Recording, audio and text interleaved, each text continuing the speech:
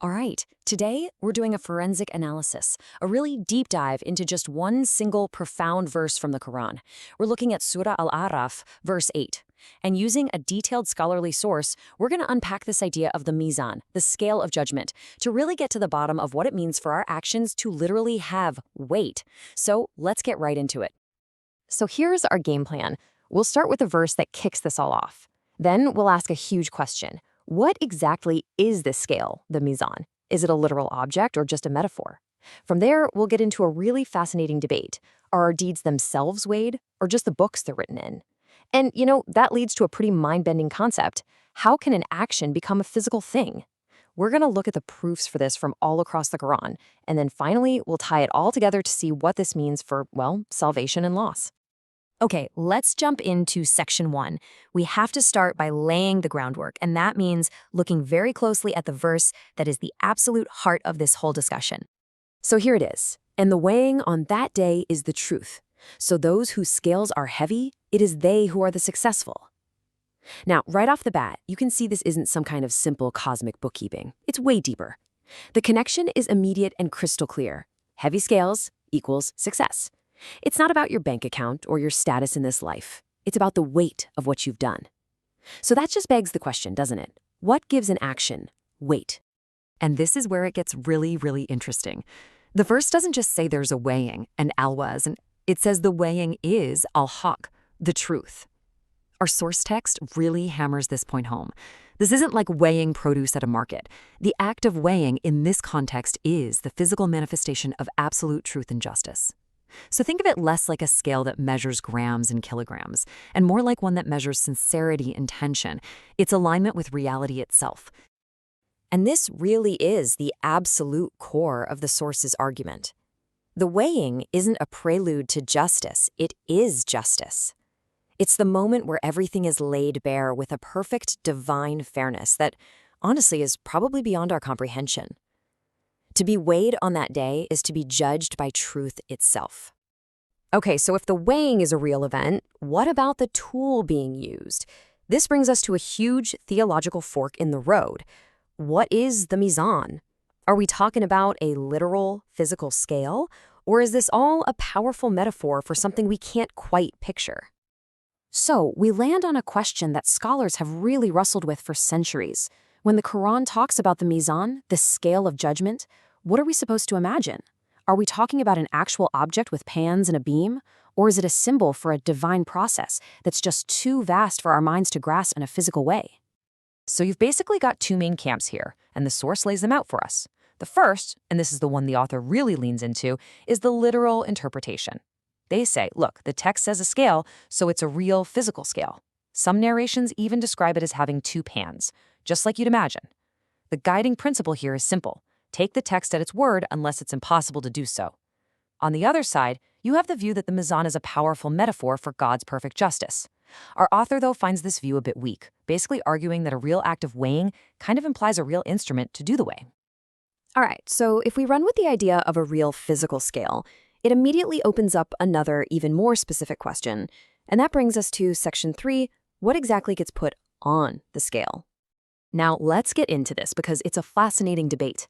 The first position is pretty straightforward. It says that the scrolls, the Sahif al-Amal, basically the detailed records of our entire lives, are what's placed on the scale. Makes sense. But the second position, the one our source really explores, is, wow, it's much more profound. It suggests that the deeds themselves, every prayer, every kind word, every lie, are literally given a physical body and weighed directly. And to support this second idea, the author brings in some heavy-hitting Quranic evidence, like this verse from Surah Az-Zalzala. Listen closely. So whoever does an atom's weight of good will see it. Notice that. It doesn't say you'll see the record of the good deed. It says you'll see it, the deed itself. The verse gives mithqal, or weight, directly to the action, which really implies that it has a substance, something that can be seen and measured. And as you can see here in the source text, the author is meticulously weighing the evidence, no pun intended. The argument really builds a strong case that our actions don't just fade into the past. In the next life, they have a real, tangible presence. But that raises a massive question, doesn't it? How on earth is that even possible? And this brings us to probably the most mind-bending part of this whole analysis. So let's get into Section 4. How can something non-physical, like a prayer or a mean-spirited comment, have physical weight? Well, this is where we explore a deep theological concept called tajassum al-amal, the idea that actions can become bodies. Okay, to get this, you have to understand two key terms. In our world right now, an action is considered an adad. Think of it as a property or an attribute. It can't exist on its own. It's not a physical thing. But tajassum al-a'mal is the doctrine that on the Day of Judgment, these non-physical adad will be transformed by God's power into ajsam, actual physical bodies, substances that have real properties like weight and size. So here's how the author breaks it down logically. 1. You perform an action in this life.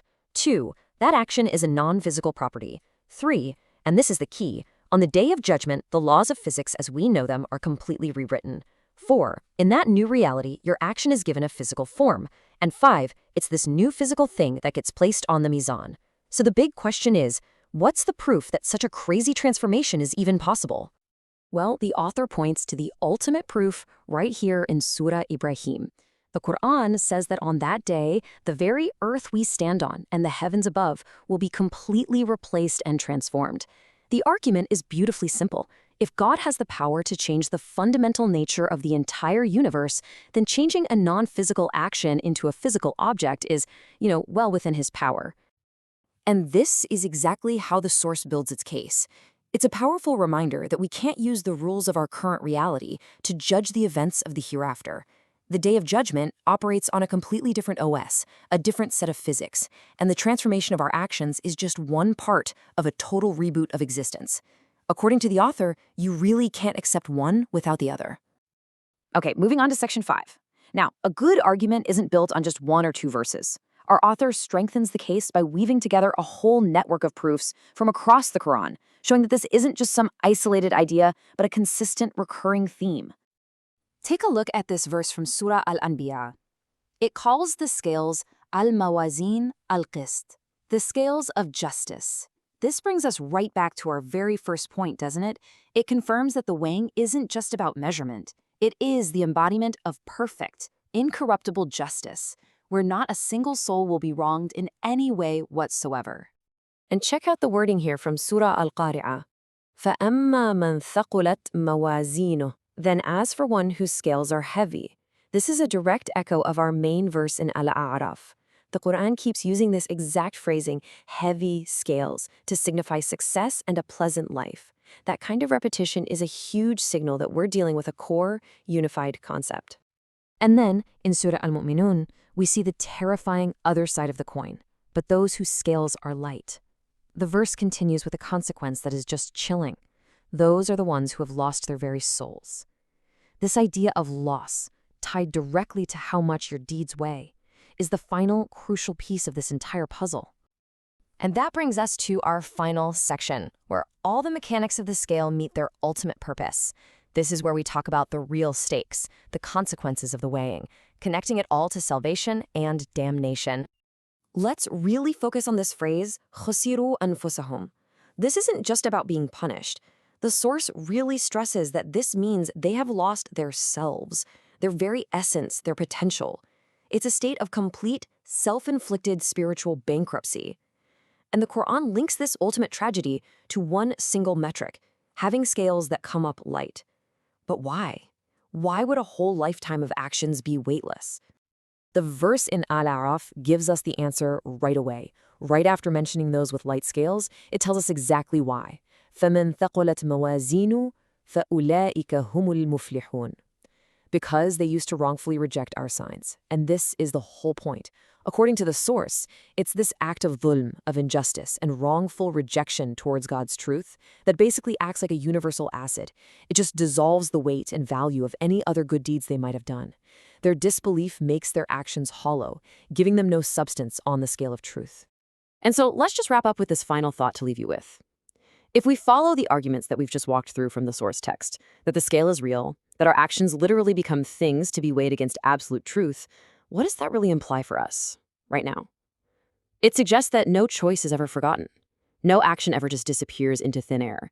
Every single one leaves a permanent, substantive mark on reality, an entity just waiting to have its true weight revealed on the day when all secrets are brought into the light.